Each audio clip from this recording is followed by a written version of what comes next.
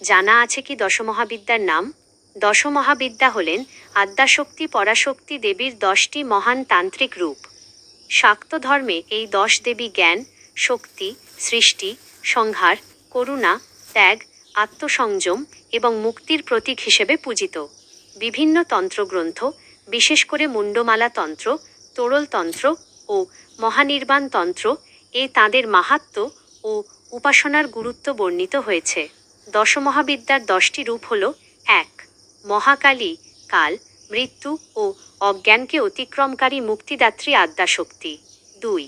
তারা, বিপদ থেকে উদ্ধারকারী, জ্ঞান, করুণা ও রক্ষার অধিষ্ঠাত্রী দেবী। 3.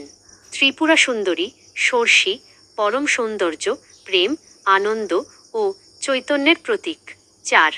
ভুবনেশ্বরী, সমগ্র বিশ্বব্রহ্মাণ্ডের অধিষ্ঠাত্রী এবং সৃষ্টি ও বিশ্বধারণের শক্তির প্রতিরূপ। 5.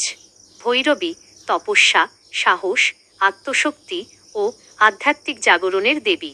6. ছিন্নমস্তা, আত্মত্যাগ, অহংকারের বিনাশ এবং জীবনশক্তির গভীর তত্ত্বের প্রতীক। 7. ধূমাবতী, বৈরাগ্য, অনিত্যতা এবং সংসারের মোহত্যাগের শিক্ষা প্রদানকারী দেবী। 8.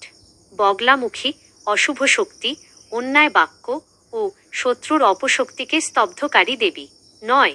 মাতঙ্গী, বিদ্যা, সঙ্গীত, শিল্প, বাগ্মিতা ও অন্তর্দৃষ্টির অধিষ্ঠাত্রী দেবী।